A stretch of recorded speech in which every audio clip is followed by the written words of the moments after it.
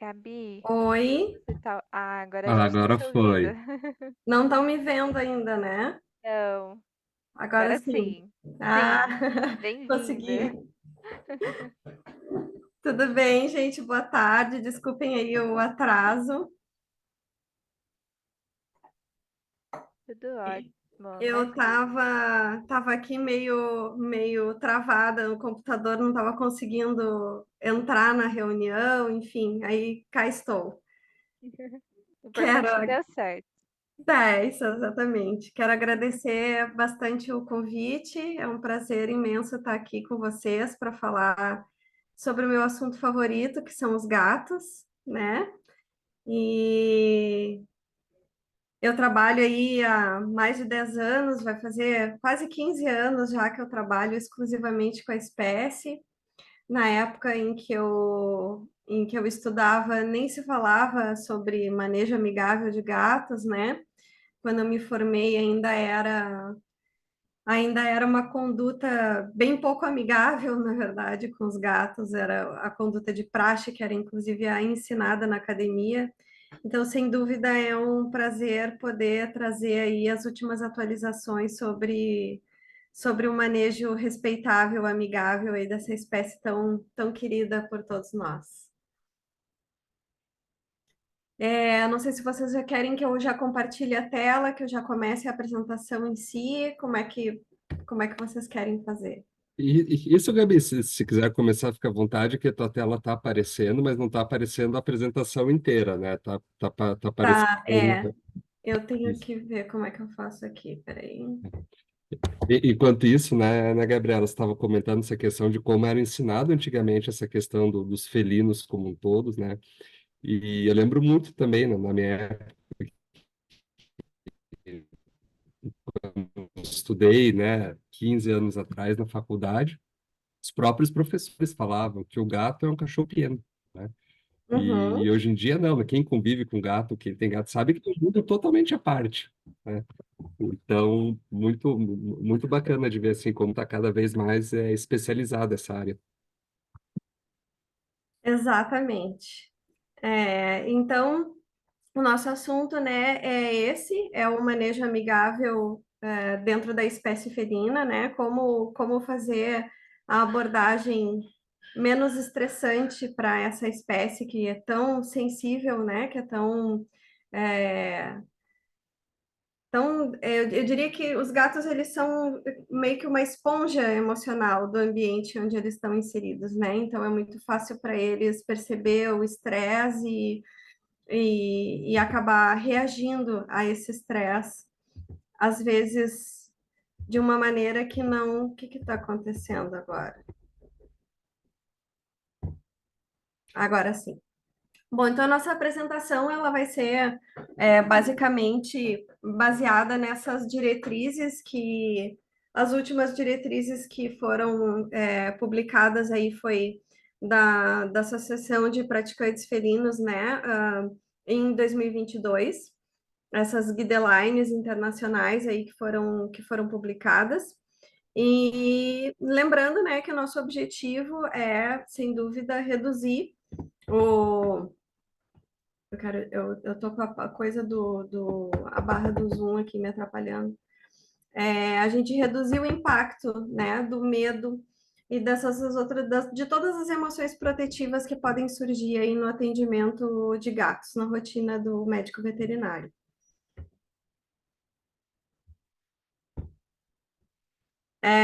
Por que que isso é importante, né? A importância da gente entender o estado emocional do gato e responder adequadamente a ele é, é adaptar a visita, né? Ou seja, a visita domiciliar ou a visita do gato ao consultório, adaptar essa visita de maneira a respeitar o bem-estar felino, né?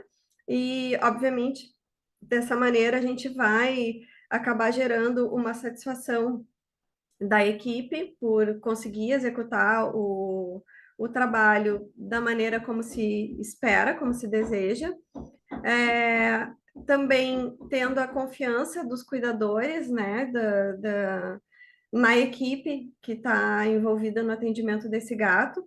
e até mesmo de termos aí resultados, né, testes diagnósticos confiáveis, porque a gente sabe que esses testes, eles são bastante influenciados pelo estado emocional dos gatos, né? E eles podem se alterar por estresse. Gatos são famosos aí por terem alterações nos exames gerados unicamente pelos fatores estressores. Então, quando a gente consegue reduzir isso, todo mundo sai ganhando, né? Os desafios que a gente tem, né? Os gatos, eles têm comportamentos que são fundamentais para eles na natureza, né? Como a evolução da espécie mesmo. Então, para eles sobreviverem, eles precisam se adaptar ao ambiente. A gente tem que lembrar que na natureza o gato não é só um predador, mas ele também é presa de predadores maiores que ele, né? Então ele acabou ao longo desse tempo todo aí que ele convive com os humanos, ele acabou também adquirindo o seu conhecimento, eu diria, conhecimento ancestral de sobrevivência, né? Da dinâmica humano-gato. Então, eu digo sempre que o gato tem memória, né? Mas não é uma memória como é do humano, por exemplo, que a gente lembra de situações específicas, de detalhes do que aconteceu e a gente racionaliza em cima daquilo ali. Eles são muito mais em relação a energia, né, a como eles se sentiram dentro de um determinado espaço, com determinadas pessoas. Então, eles têm memória nesse sentido, né, de saber, bom, esse ambiente aqui, com esse cheiro, com essas pessoas vestidas de branco, com esses azulejos claros, enfim, esse ambiente me lembra, me remete a uma situação estressante. É esse tipo de memória que eles guardam com eles, né? Então, o ambiente da clínica e os procedimentos, o manejo veterinário pode resultar em respostas comportamentais protetivas. E a gente precisa daí oferecer para esse gato as interações mais amigáveis possíveis, né?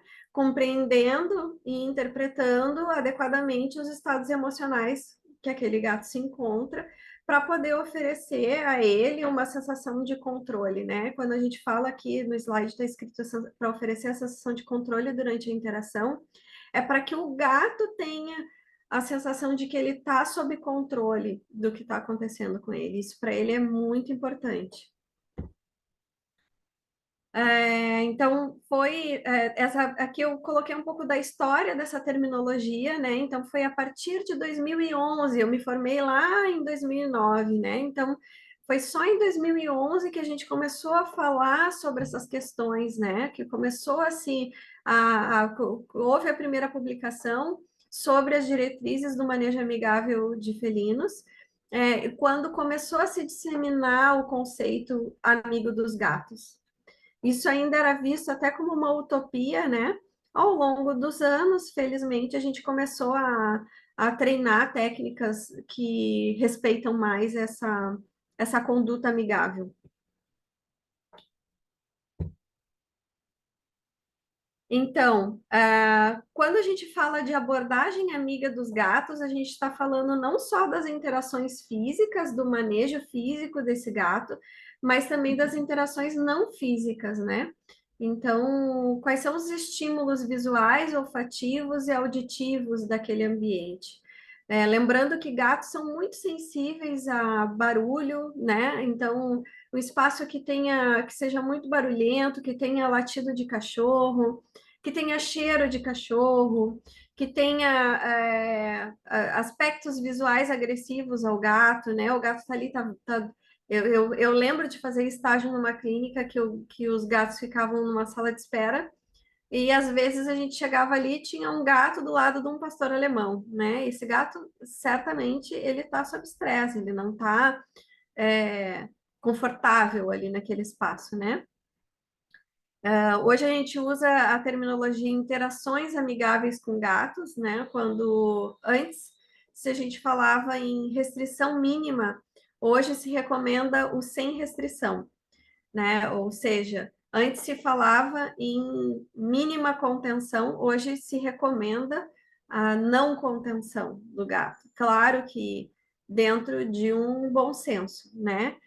Existem situações em que a gente vai ter que manipular minimamente esse gato, que a gente vai ter que submeter ele a algum tipo de contenção, mas é muito importante daí nessa hora que o veterinário, que a equipe esteja treinada para fazer uma boa leitura desse gato, para que o manejo seja o menos estressante possível para esse gato e sempre tentando aí associações positivas, né? Que a gente já vai falar sobre isso também.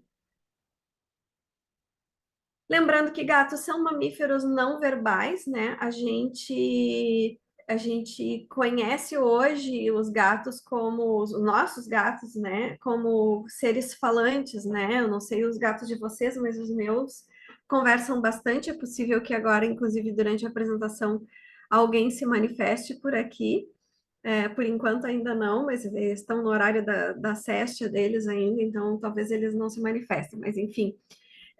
Só que os gatos eles acabaram adquirindo essa habilidade de conversar com os humanos a partir, de novo, da observação dos próprios humanos, né? Eles aprenderam com a gente que a gente responde bem a manifestações verbais, né? Que nós somos muito verbais.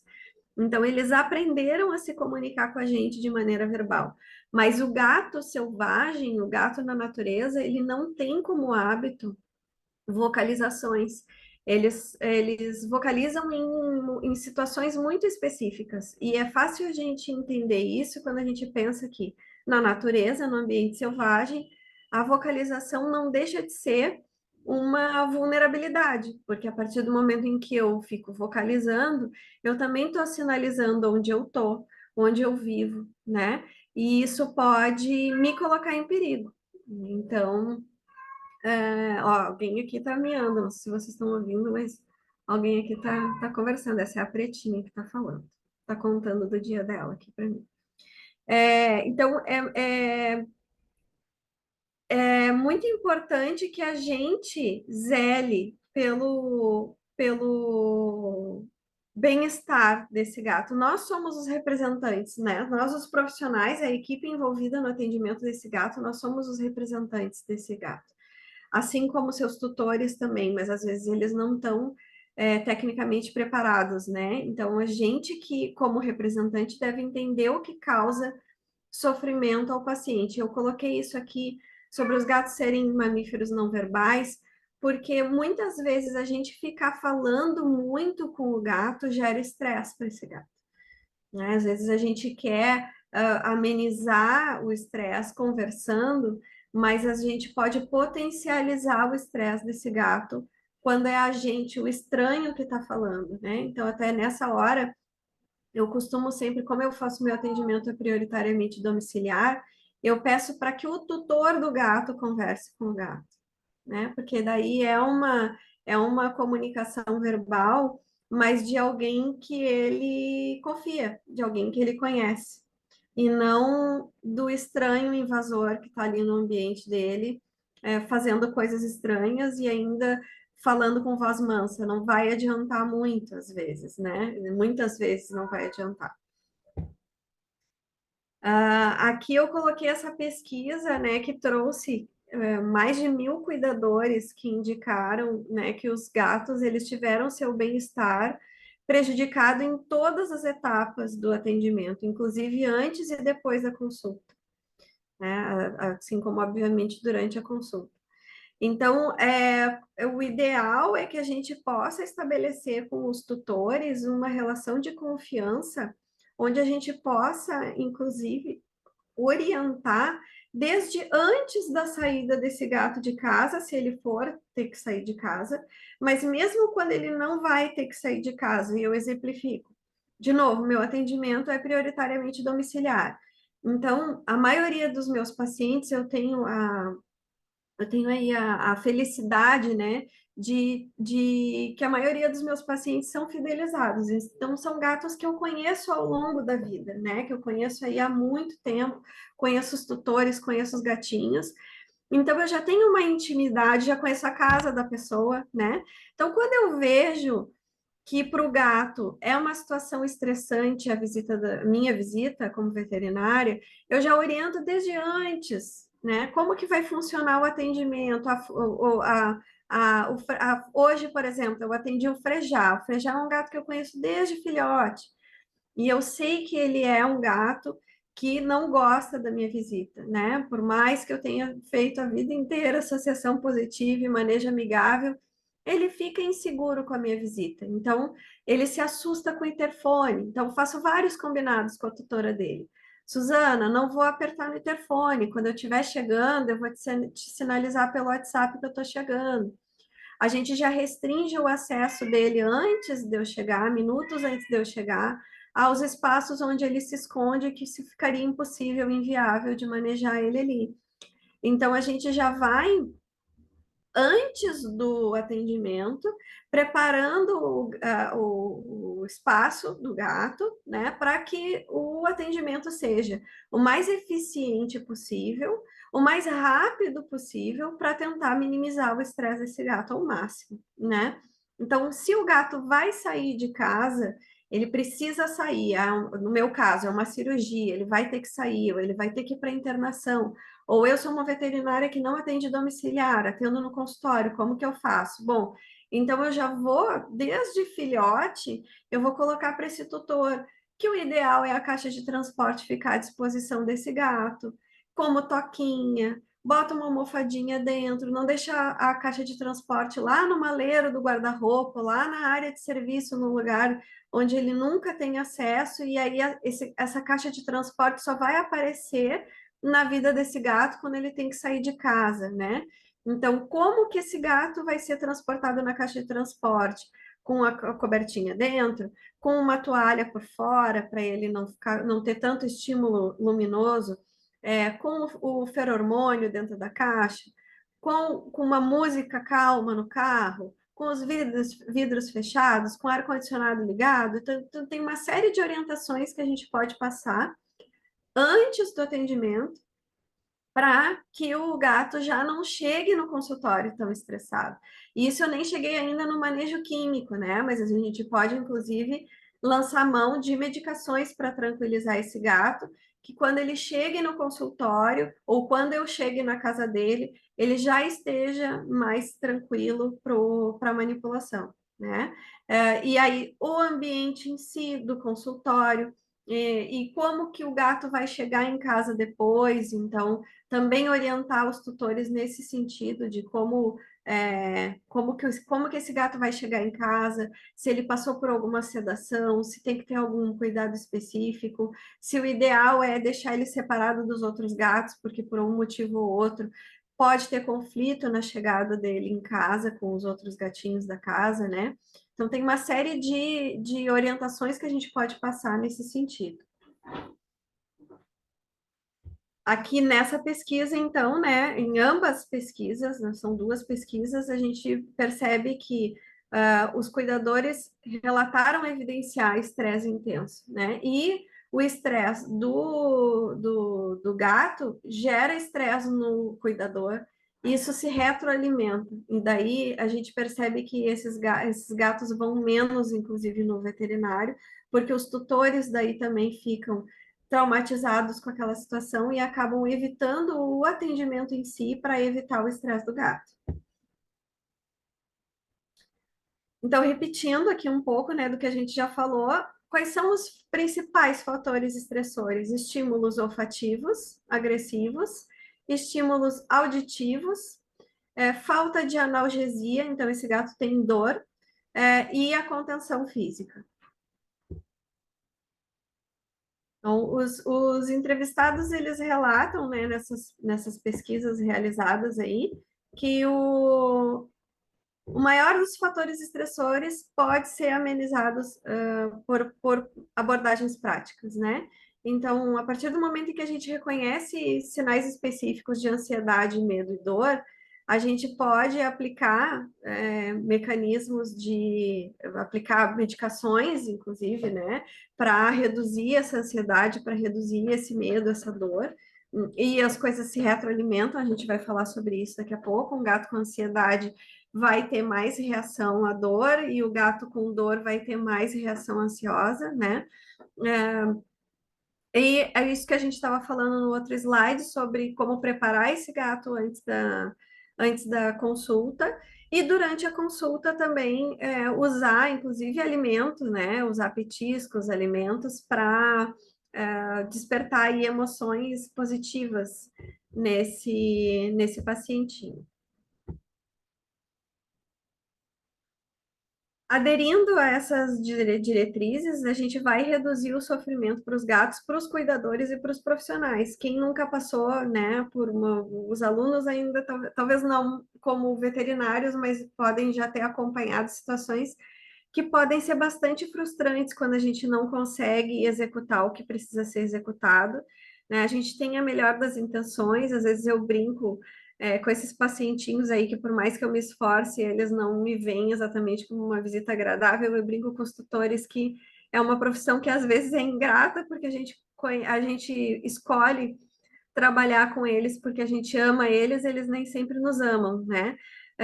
Mas muito pior do que isso é realmente a gente não conseguir ajudar esse paciente. A gente sabe o que tem que fazer, a gente sabe como fazer, mas e a gente não tem, na verdade, eu digo, a gente sabe como fazer na teoria, né? Mas na prática a gente não consegue executar a tarefa por, às vezes, um erro de leitura daquele indivíduo, né? Isso é realmente muito frustrante para todo mundo, para o gato que não vai ser ajudado, para a gente que está ali querendo fazer o nosso trabalho, e para o cuidador, que afinal de contas nos procurou porque estava preocupado com o seu gatinho por algum motivo importante e não está sendo atendido, né? Lembrando que a gente precisa considerar não só a questão física, mas principalmente a saúde emocional e cognitiva desse gato durante todo o processo de atendimento, né? Então, como eu disse já anteriormente, eles têm uma boa memória a longo prazo, eles vão lembrar de eventos, de experiências que podem ser únicas, né? Um evento único, estressante, o gato pode carregar isso na memória para o resto da vida, é, e isso vai alterar o comportamento dele em situações que remetam ele a essa situação estressante. E várias evidências sugerem aí que a experiência, né, como eu disse, lá do filhote, pode repercutir aí num medo crônico, numa ansiedade crônica, por uma vida inteira. Também já foi dito sobre dor, né? O gato doloroso, o gato medroso, ele pode associar esse viés protetor ao atendimento. Então, é, é, não só evitar situações negativas óbvias, né? Como eu estou trazendo aqui no slide, mas o máximo possível a gente aumentar a associação positiva, né? E eu diria que nesse caso do gato doloroso ou medroso, o uso de ansiolíticos, de medicações analgésicas é fundamental para que eu possa ser possível essa associação positiva ao atendimento, né? E sempre fazer um manejo consciente, um manejo mais positivo possível e consciente, né? Porque gatos seguros e principalmente sem dor sempre vão ser mais fáceis de trabalhar, né? E todo mundo vai sair ganhando. Então, quando a gente trabalha em cooperação com esse gato, né? Quando a gente respeita o tempo desse gato, quando a gente tem uma boa leitura de cada indivíduo, a gente vai aumentar a nossa segurança, a segurança do tutor, que, por exemplo, para mim que trabalho em casa, na casa das pessoas, muitas vezes eu conto com os tutores para me ajudar ali no manejo do gato, para algum procedimento que eu tenha que fazer. Então, a segurança humana é muito importante, né? E o do gato, principalmente, né? Mas, enfim, a segurança de todos os envolvidos. E dessa maneira, a gente vai reduzir muito a intensidade e o impacto do medo, assim como de outras emoções protetivas, né? A contenção, ela vai aumentar as emoções negativas e a resposta comportamental indesejada. Ou seja, o gato vai ficar mais reativo.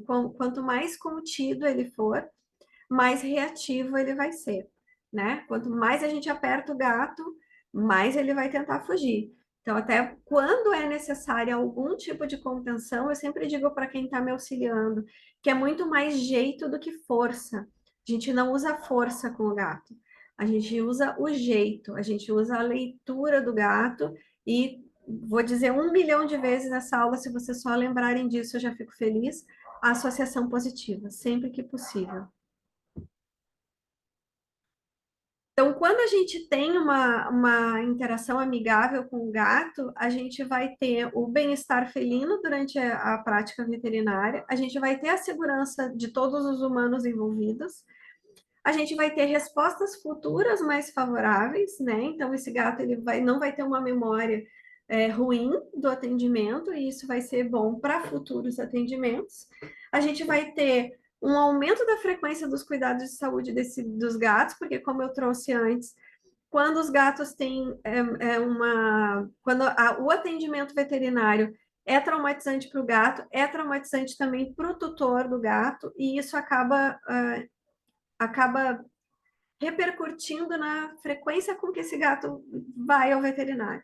Infelizmente, o que acontece é que as pessoas, por proteção, né, acabam evitando ao máximo, né? Elas vão deixar. Se a gente sabe que o gato já é uma espécie que mascara sintomas e deixa para manifestar quando não aguenta mais que tem algo errado, aí ele manifestou que tem algo errado, aí esse tutor vai esperar até quando não dá mais para esperar para chamar o veterinário. Então, olha o tempo que foi perdido nisso tudo, né? Quando a gente hoje tenta preconizar ao máximo a medicina preventiva, a medicina veterinária preventiva, né? Principalmente nessa espécie aí que a gente sabe que é reis e rainhas de mascarar sintomas, né? De esconder problemas físicos.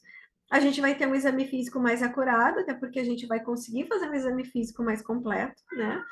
E a gente vai ter testes diagnósticos muito mais confiáveis.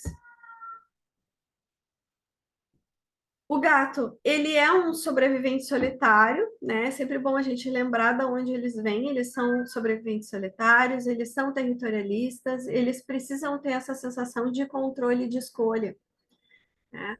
Durante essas interações entre humanos e gatos.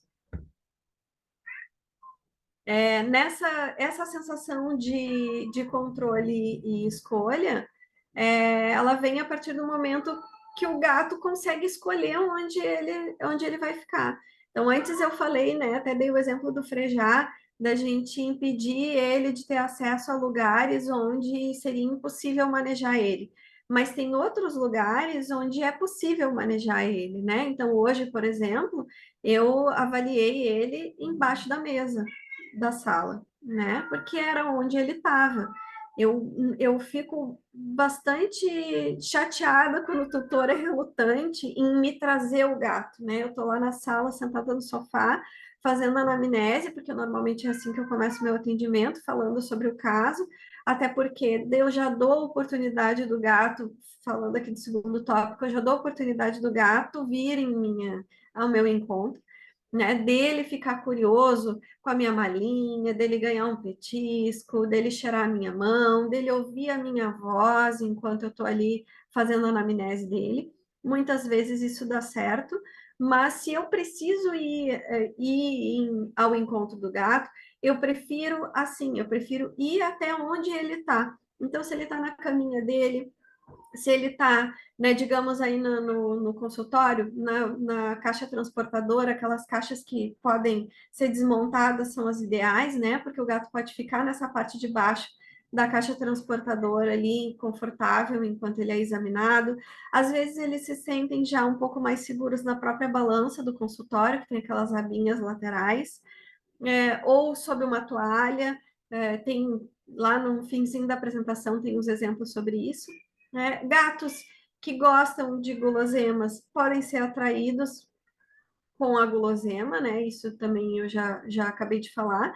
Então, a gente pode oferecer um petisco, a gente pode oferecer o sachê favorito, a gente pode oferecer aquele petisco líquido que eles tanto amam, 95% dos gatos amam, outros ignoram completamente, mas enfim. O ideal é que a gente tenha recursos diferentes, inclusive, para oferecer para esse gato, né? Um catnip, enfim, um brinquedinho com filhote funciona, com gato adulto nem sempre, mas às vezes funciona também, né? O ideal é a gente ir, então, de encontro ao gato, descer ao nível dele, estendendo a mão macia, né? Não oferecendo ameaça, deixando que ele venha cheirar a gente, que ele venha convidar a aproximação, né? E a gente sabe que nessas situações as interações são muito mais duradouras quando acontece dessa maneira, né? Então, quando o gato escolhe se aproximar da gente, a gente consegue interagir com ele por muito mais tempo e de uma maneira muito mais efetiva do que quando a gente vai ameaçadoramente de encontro ao gato, ou pior ainda, como eu disse, é quando eu tô lá sentada no sofá, uma estranha, e a pessoa vai lá no quarto, pega o gato que estava dormindo em cima da cama e vem trazendo o gato que já nem gosta de colo, que não gosta do colo nem do próprio tutor, né? E aí vem no colo para a sala para ser examinado por mim. E normalmente nessas situações o exame físico dura com sorte 1 minuto, né? Porque tem que ser tudo muito rápido. Agora temos o gurizinho discursando aqui na nossa apresentação.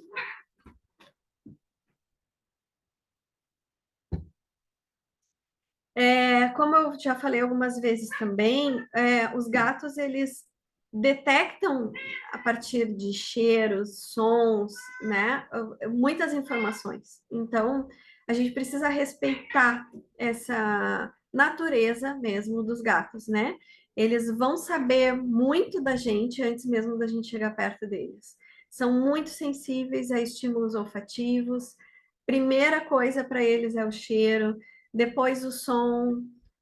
O ideal é a gente cuidar para não fazer o contato visual direto com esse gato, lembrando que, de novo, lá na natureza, isso é uma ameaça, né?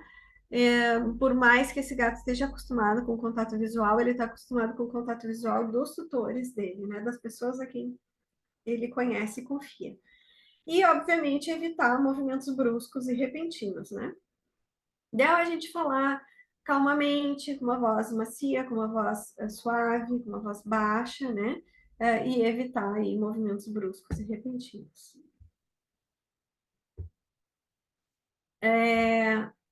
Lembrando que a gente tem essas regiões aqui anatômicas onde os gatos são mais tolerantes ao toque, né? Via de regra, os gatos gostam muito de carinho na bochecha, né? Cabeça, pescoço, mas particularmente nessas regiões onde eles exalam os feromônios, né? Então, nas bochechinhas, no queixinho, aqui nas vibriças, sempre em direção às vibriças e não contra, né?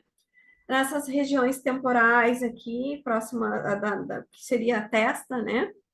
É onde eles costumam gostar mais. Aqui na parte superior da cabeça também muitos gostam, mas eles já não gostam muito de carinho na cauda, na barriga, nos membros, eles não costumam gostar, né? Ah, mas o meu gato gosta muito, legal, mas a gente está generalizando aqui, né? Então, o ideal é a gente, quando vai abordar um paciente, e olha, eu vou dizer para vocês, mesmo quando eu tenho um paciente que oferece a barriguinha, e é claro que a gente não está falando do gato tocaia, né? O gato que oferece a barriguinha, mas na verdade é cilada.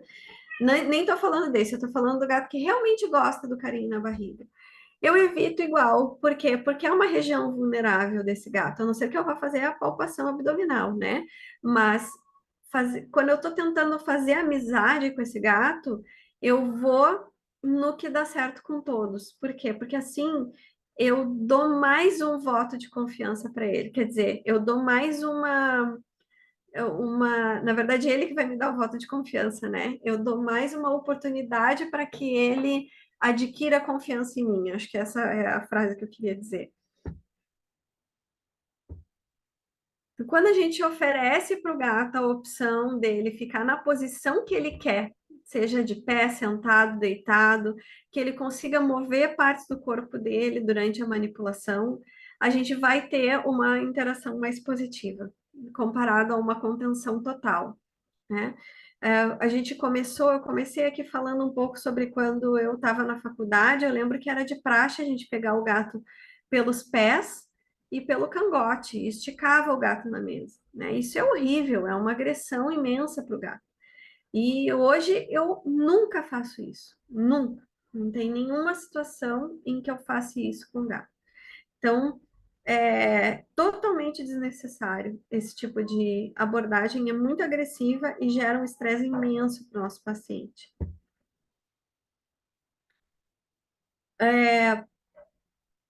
A sociabilidade individual em relação aos humanos, outros gatos e outras espécies, assim como a capacidade de lidar com as situações diferentes, vai incluir vários fatores, né?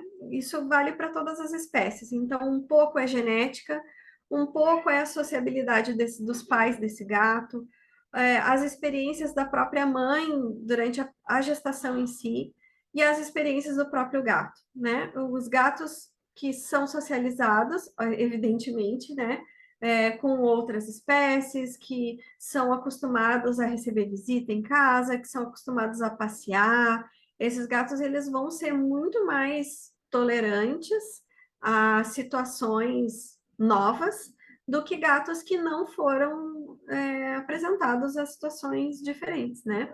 Então a gente sabe que gatinhos aí entre 6 e 9 semanas de vida que são manuseados de forma positiva e com uma certa frequência por diferentes pessoas são mais propensos a serem mais receptivos. Isso é bem óbvio, né? Mas, como diz uma grande amiga, o óbvio precisa ser dito. Então, a gente vê aí, inclusive, hoje, um comentário que eu gostaria de fazer com vocês nesse slide, é gatos filhos da pandemia. Então, eu tenho alguns pacientes que foram filhotes no auge da pandemia e que eles são gatos muito, muito, muito medrosos em relação a visitas, a receber pessoas em casa. Por mais que a gente tenha tentado socializar esses gatos, foi bem desafiador e com alguns eu não tive muito sucesso nesse sentido de conseguir que eles gostem de receber visita. Por quê? Porque justamente na idade de apresentação, na idade de socialização, eles ficaram absolutamente isolados, né? Então, é muito difícil agora, depois de adulto, a gente convencer esse gato que receber visita é uma coisa boa. Vai ser sempre visto por ele como uma ameaça, né? O medo e a ansiedade, eles têm o mesmo sistema emocional, né? E a dor é uma resposta sensorial e emocional. Então, esses três fatores estão muito interligados, né? Medo, ansiedade e dor. Então, como eu já comentei, inclusive, assim como o medo e a ansiedade podem alterar a percepção da dor, a dor também pode acentuar o medo e a ansiedade. Então, nesses casos, eu estou até acelerando um pouquinho aqui, porque eu sou rainha de passar do meu tempo, já é 17h45, então vamos lá. A administração de ansiolíticos e analgésicos pode ser necessário, tanto para redução do medo, da dor, do medo e da ansiedade, como da dor, né? Então, não adianta eu querer fazer uma grande avaliação nesse gato se ele está com dor. Também não adianta eu querer fazer grandes abordagens com esse gato se ele está morrendo de medo e super ansioso. Então, a gente não precisa ter medo de usar os recursos farmacológicos que a gente tem aí à disposição para facilitar a nossa vida nessas situações, né? Uma outra coisa que eu acho muito importante é a gente evitar terminologias que rotulem o gato, né? De vir, inclusive em ficha veterinária, gato agressivo, gato desagradável, né?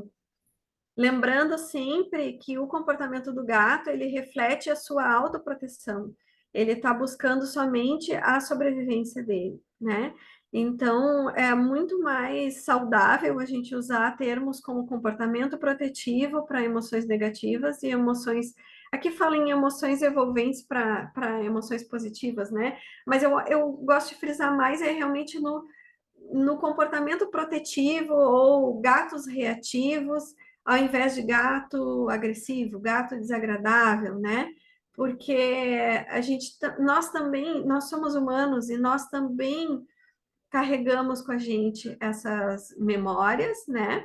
E a gente acaba, quando rotula o gato, a gente acaba, inclusive, gerando uma expectativa muito negativa em relação a esse gato para os próximos atendimentos. E as coisas se retroalimentam, né? Então, o gato vai ter uma memória ruim da gente, a gente vai ter uma memória ruim do gato. Esse gato é agressivo, esse gato é mau, esse gato é o demônio, né? E daí a gente já vai com aquela carga para o atendimento também, né? Quando a gente fala sobre comportamento protetivo, sobre reatividade por um comportamento protetivo, a gente já está fazendo uma abordagem mais empática, entende? A gente já está se colocando no lugar desse gato, e isso vai fazer com que a gente pense no próximo atendimento, que pode ser desafiador, sim, mas de uma maneira muito mais amigável. E isso já vai repercutir numa melhor abordagem. Já vamos ter um melhor resultado a partir do momento em que a gente se coloca no time do gato e não no time adversário do gato, né? Quando a gente identifica a causa da emoção protetiva, especialmente no início da expressão dela, a gente pode minimizar a percepção de ameaça pelo gato e até mesmo evitar que ele fique tão reativo, né? Então, a gente já percebeu que o gato tem medo, né? Então, como que eu vou minimizar isso? Eu posso oferecer um esconderijo que não vai me impedir de abordar o gato para que ele se sinta mais seguro, né? Quem sabe eu nem tiro ele da caixinha de transporte, quem sabe ele fica na toquinha dele enquanto eu examino, né? Quem sabe no colo do tutor ele vai se sentir mais confiante, ou coberto por uma cobertinha, com uma toalha, com algo que tenha o cheiro da casa dele. Então, a gente já começa identificando logo de cara que ele não está confortável e já tentando contornar aquele desconforto e não forçando a barra. Também é importante, daí, fundamental, né? Como que a gente vai fazer essa identificação precoce? Fundamental a gente ter uma boa leitura da linguagem corporal do gato, né? Como que ele vai manifestar o medo e a ansiedade. Aqui a gente vê nessa imagem claramente um gato que está com medo, que está ansioso, né? Ele volta as orelhas dele para os lados ou para trás, ele dilata as pupilas, ele dá várias piscadinhas, ele olha de lado ou ele faz aqueles olhinhos semicerrados.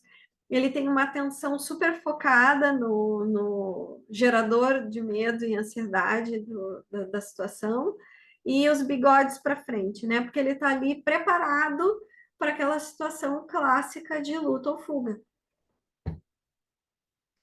E quais são as reações dele, né? Ou ele vai se esconder, vai inibir, ou ele vai apaziguar, ou ele vai evitar, ou ele vai repulsar. A gente já vai falar sobre cada uma dessas reações, né?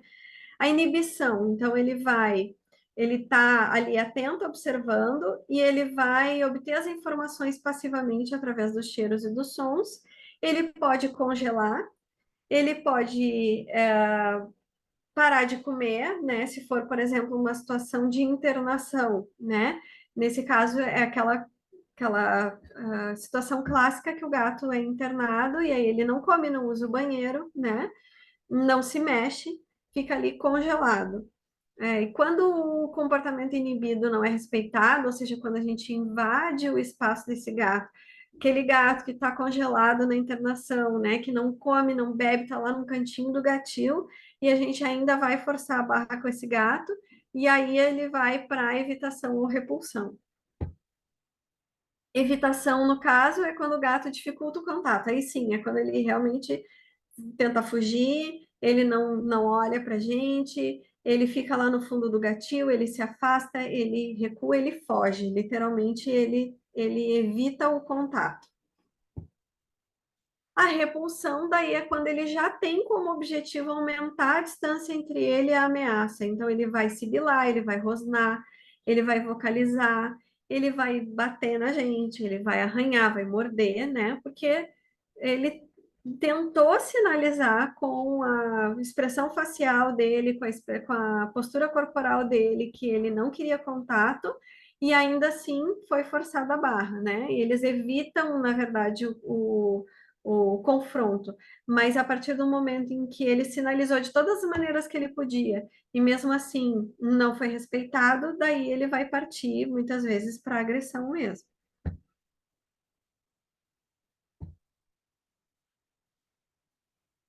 A frustração é a resposta inicial, emocional do gato frente à incapacidade de ter sucesso em responder uma ou outra, né, a responder a uma das outras emoções, sejam elas positivas ou negativas. Então, ele falha em atingir as próprias expectativas, né?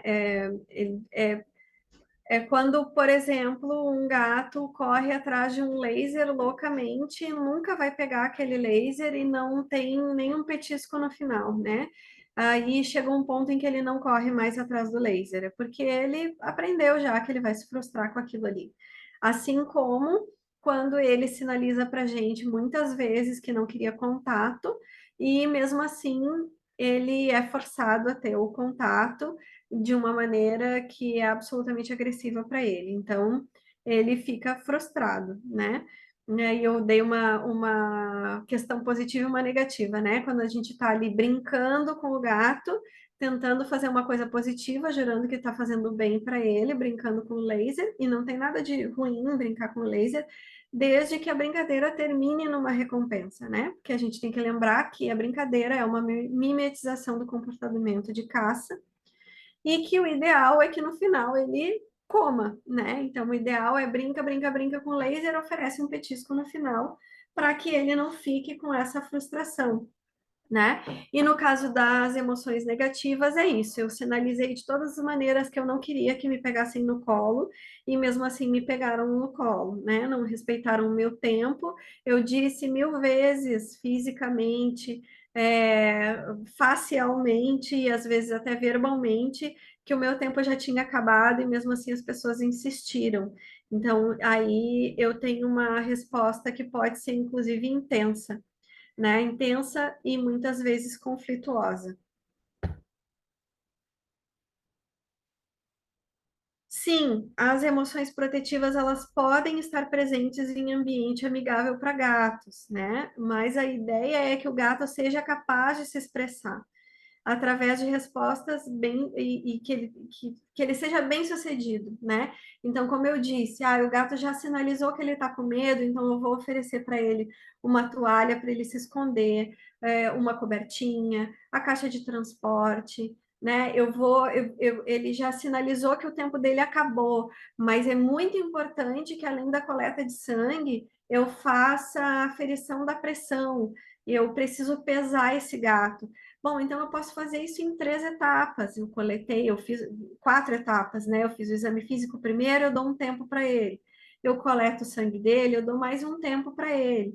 Daí depois eu faço a aferição da pressão, depois eu faço a pesagem dele, né? Sem aquela ansiedade humana daí de fazer tudo numa tacada só, né? Então, quando o comportamento, né, quando não é possível a gente fazer em várias etapas, né, quando mesmo em várias etapas o gato realmente fica muito nervoso, aí a gente vai a lançar mão dos ansiolíticos, né, ou da contenção química para que a gente possa atingir o objetivo médico necessário para esse paciente. Aqui, essa segunda foto do gato frajalinha ali é o que eu falei antes, né? Que era de praxe a gente segurar as perninhas deles com uma das mãos e com a outra mão segurar o cangote, enquanto o outro colega executava aí a coleta de sangue, o acesso venoso. Isso era bem corriqueiro, era rotina. Fazer assim era o normal, né? Hoje não se faz nunca, né? Esse é o método que nunca deve ser usado, é pegar pelo cangote. Ainda tenho clientes gateiros, tutores gateiros que fazem isso, eles fazem isso em casa. E eu vou tentando tirar isso deles, vou dizendo, olha, não faz, é agressivo. Antes, até para dar medicação, a gente ensinava isso, né? Pega pelo cangote, enfia o dedo na goela. Inclusive tem os clips de cangote, que é uma invenção aí, para que não seja necessária a segunda pessoa, né? Horrível, também não se usa mais, né? Contenção de corpo inteiro, via de regra, não se usa mais, né? Também são bastante desaconselhados o uso de luvas focinheiras, de colar elisabetano, de caixa anestésica, de bolsa de contenção, o máximo possível. Eu lembro que, inclusive, a gente amava usar no banco de sangue, né? Eu faço parte aí da equipe do banco de sangue do Vetex, e a gente usava bastante a bolsa de contenção. Eu usava no manejo domiciliar também para coleta de sangue, e a gente usava no banco de sangue. A gente ainda tem esse recurso, né? Mas são para situações muito, muito, muito, muito pontuais. Eu realmente tenho aí, eu diria que dá para contar nos dedos de uma mão, mas eu ainda tenho alguns pacientes que respondem melhor a esse tipo de contenção, mas que eles estão diminuindo cada vez mais de número, tá? Na maioria das vezes, o ideal é a gente usar uma toalhinha, o colo, né? O mínimo de contenção possível, comendo um churu, comendo um petisquinho, biscoitinho, com sachê, aí depende de cada gato, né? A leitura de cada gato. Com o tutor conversando, com o tutor fazendo carinho, né? Com gato, na maioria das vezes, menos é mais. De novo aqui, né, falando sobre a preparação prévia ao atendimento. Então, a gente sabe que eles sofrem muito por essas emoções aí de medo, ansiedade, sensações físicas de dor, né?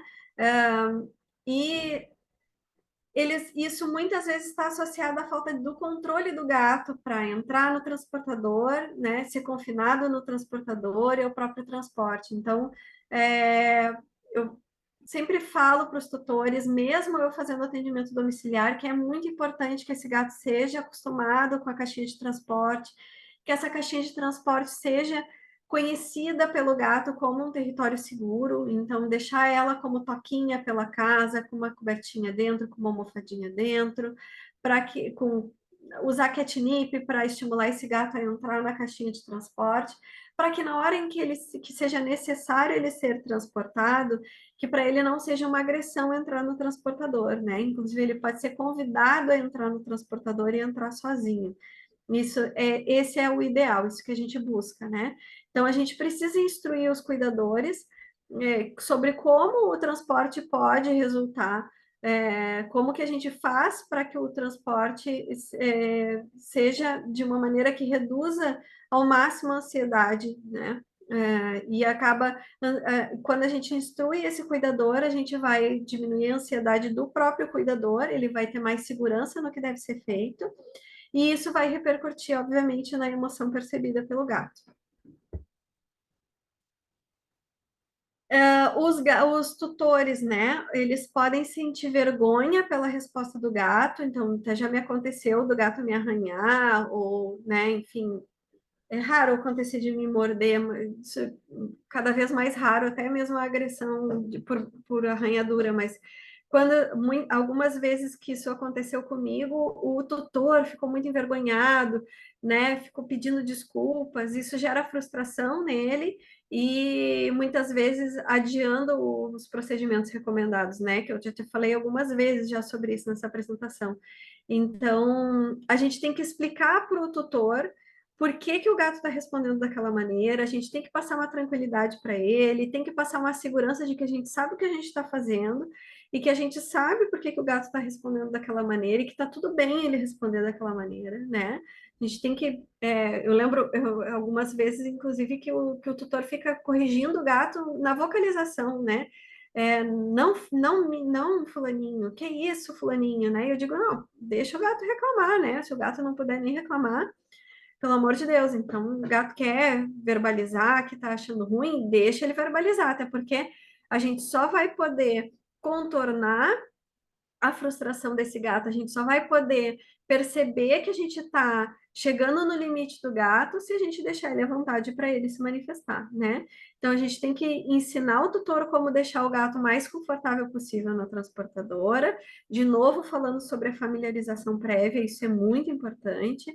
Muitas vezes usando os ansiolíticos para esse transporte, preparar a transportadora e o carro com feromônio 15 minutos antes, manter a transportadora coberta e estável durante o transporte, uma música calma no carro e, às vezes, fazer uma lista de verificação, né? Fazer um checklist para o tutor pode ajudar, principalmente aquelas pessoas que são mais ansiosas e que até são mais dispersas, né? Que a gente vai falar, elas vão entender e 5 minutos depois elas vão esquecer.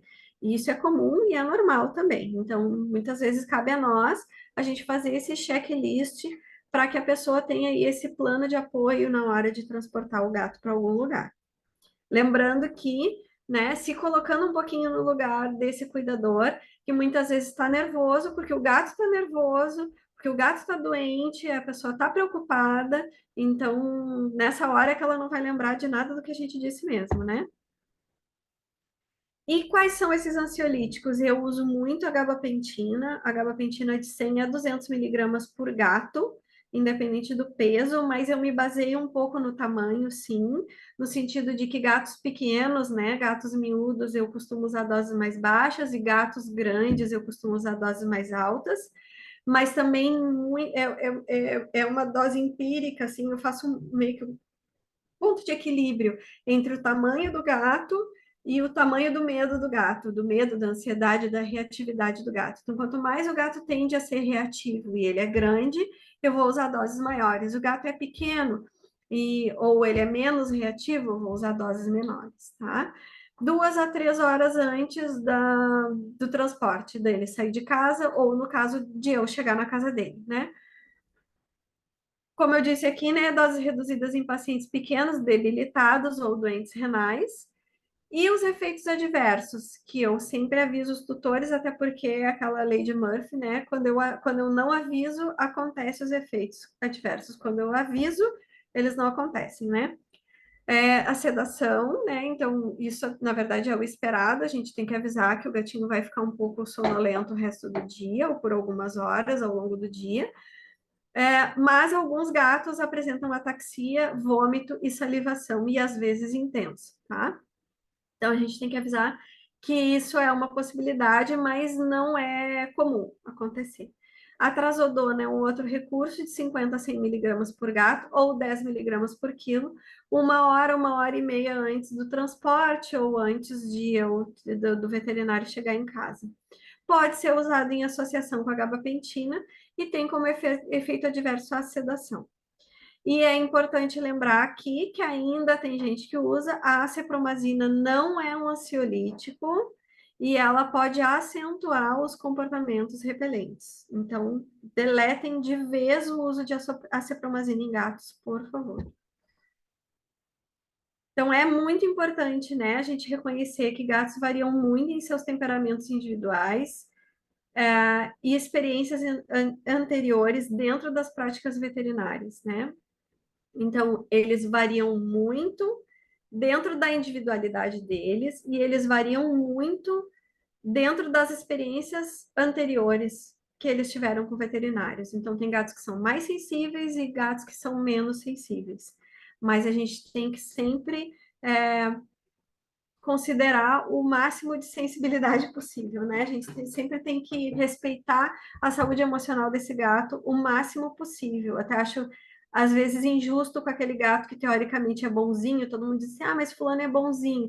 Aí fulano tá lá petrificado de medo, mas ele é bonzinho, ele não agride ninguém, ele não morde, ele não arranha, e daí por isso ele é desrespeitado, sabe? Acho que não é legal também isso. Então a gente tem que iniciar a educação em cuidados cooperativos desde o filhote, né, desde a infância desse gato, para que a gente tenha aí as melhores experiências, né, para ele, para a equipe, para os tutores, para todo mundo. Preparando, né, a sala ou a área de trabalho com todos os equipamentos já separados, né? A gente não deixar para pegar as coisas, o esteto, pegar o termômetro, pegar a toalha na hora que o gato já está fora da caixa de transporte ou que o gato já está no nosso colo, na casa do tutor. Tentar separar isso tudo antes, né? Antes da abordagem. Observar o gato antes de se aproximar, fazer essa leitura, né, de qual é o perfil desse gato, enquanto observa, pergunta sobre as experiências pregressas dele para o tutor, né, como que foi os últimos atendimentos veterinários, se ele teve alguma experiência traumatizante ou não. Se o atendimento for em consultório, o gato deve ter tempo para escolher sair da transportadora, se aclimatar à sala, e é importante a gente explicar para o tutor as nossas estratégias, né? O que a gente pretende fazer, qual é o nosso plano de ação, né? Deixando sempre a caixa disponível para o gato entrar e sair, para dar para ele essa sensação de controle, de escolha e segurança, consequentemente, né? O exame físico amigável, né? Lembrando de sempre fazer o máximo de associação positiva, né? Iniciando o exame no local, na posição escolhida pelo gato, como eu disse, embaixo da mesa, hoje, por exemplo, como eu fiz, ou no esconderijo que ele escolha, né?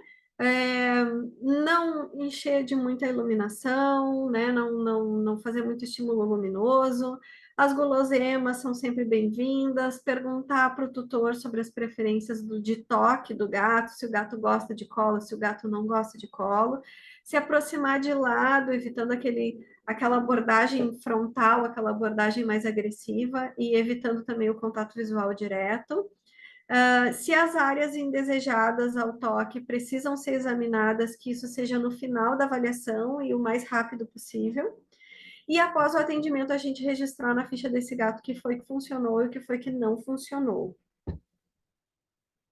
Aqui a gente tem os exemplos práticos que eu falei para vocês, aqui é tudo paciente meu. A gente vê aqui essa gatinha que está visualmente com bastante medo, a gente vê que ela está com medo aqui, mas eu preciso dizer para vocês que nesse caso aqui a gente já teve muito sucesso, porque essa era uma gatinha que, pelo relato da tutora, era impossível de manipular anteriormente, ela não deixava nem chegar perto, né? E ela tá ali com mínima contenção, usando uma toalhinha, então ela tá expressando algum medo, sim, mas pelo menos foi possível fazer o que era importante fazer, né? Quando anteriormente isso nem acontecia. O petisco líquido aí tá super na moda, a maioria dos gatos gosta bastante, principalmente os filhotes, né? A gente também tem que considerar que gatos adultos podem não ter sido apresentados para esse tipo de textura de alimento, e talvez por isso eles não entendam esse petisco como algo agradável, né? Às vezes bem escondidinho, assim, ó, bem tocadinho embaixo de uma toalha. Esse gatinho amarelo com branco, o Pecos, era um gatinho bem idosinho, e era uma toquinha que ele ficava escondido, e eu aferia a pressão dele ali mesmo, escondido embaixo das cobertinhas dele, ele não precisava nem se mexer, eu só pegava a mãozinha dele e aferia a pressão dele ali. Então, mais para a gente chegar nesse ponto, por exemplo, de eu saber que o Pecos funcionava dessa maneira, para eu saber como que a gatinha medrosa funciona melhor, como que o filhote funciona melhor, isso tudo é observação e experiência, né? Para a gente poder fazer uma boa leitura de cada gato e fazer a melhor abordagem para cada gato. Aqui as dicas de ouro, nesse slide aqui está a minha falecida filha Melody, que se foi no final do ano passado, com 17 anos. Eu usei ela como modelo, né? Como que a gente oferece a mão para o gato, né? Que a gente fala a mão encurvada, né? Não aquela mão apontando, aquela mão encurvada para que o gato possa cheirar, para que o gato possa, inclusive, fazer o carinho na nossa mão, oferecer a face para o carinho, né? Então, evitar se inclinar sobre o gato, não fazer o contato visual direto, não encurralar o gato, fazer movimentos lentos, falando baixo, calmamente, estendendo a mão macia, que é esse exemplo da foto, e oferecendo guloseimas. E se o gato não sair da transportadora, remover a parte de cima da transportadora, usar uma toalha para levantar o gato gentilmente. Se a tampa não sair, deslizar o gato gentilmente usando uma toalha. Evitar aquela coisa de expulsar o gato da caixa de maneira agressiva, né? Sempre orientando o cuidador sobre o modelo ideal de transportadora, né? Evitando aquelas caixas de transporte que não sai a porta, que não sai a parte de cima. Esses são os piores modelos possíveis. É importante a gente continuar avaliando a linguagem facial, a expressão facial, a linguagem corporal do paciente durante toda a abordagem, né? Ter flexibilidade na ordem de avaliação com base nas preferências do gato. Então, aquela coisa, eu quando estudava, aprendia que a gente tinha um começo, um meio e um fim para o exame físico, que tinha que começar por aqui e terminar por ali, né? Hoje é muito individual a maneira com que eu examino cada gato, porque vai de acordo com a leitura de cada paciente mesmo. É importante progredir com cuidado e lentamente, permitindo que o gato faça escolhas de posicionamento e às vezes fazer pequenas pausas, como eu disse antes, né? Dando um tempo entre uma coisa e a outra. E fazendo o carinho onde geralmente eles gostam, né? Fazendo massagem nas glândulas faciais, parando e observando o gato e continuando apenas se for bem-vindo. Aliás, começando apenas se for bem-vindo, né? E é isso, gente. Sim, pode levar bastante tempo até que todos os membros da equipe implementem as sugestões, né, que a gente falou aqui. Mas conforme a gente vai introduzindo isso gradualmente na mente das pessoas, né, que a gente vai educando e envolvendo a equipe na incorporação dessas práticas, a gente vai ter uma adesão mais ampla à medida em que eles forem percebendo, que a equipe for percebendo os benefícios, né? Conforme a gente vai reconhecendo que a gente vai ser mais bem-sucedido conforme a gente é mais amigável com o gato, naturalmente a gente vai ser mais amigável com o gato, né? Porque nós também somos seres que nos baseamos nas nossas experiências anteriores. Então, conforme a gente vai tendo experiências mais bem-sucedidas, a gente vai se sentindo mais confiante para seguir nesse caminho.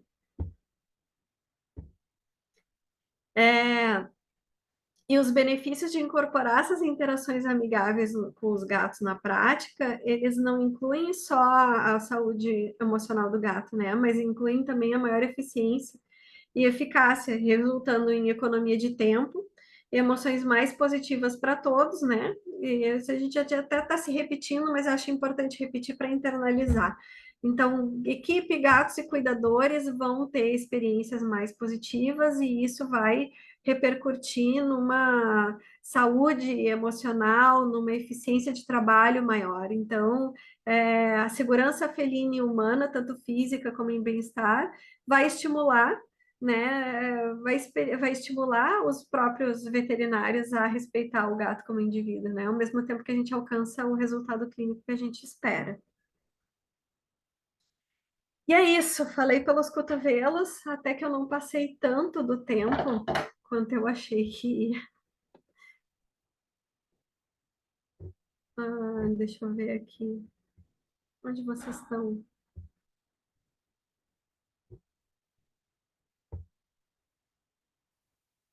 Uau, que aula, né, gente? Teve bastante interação no chat, o pessoal comentando sobre o manejo, sobre colar elisabetano, que falaram que usava aqueles de pelucinha, sabe? O pessoal interagiu Sim. bastante, comentaram É, eu, também eu sobre. acabei, eu estava acelerada aqui, né? Porque eu achei que era muita coisa para falar em pouco tempo. Mas Uhum. sim, quando a gente precisa usar o colar elisabetano, a gente tem hoje as rosquinhas, a gente tem os de pano, de tecido, né?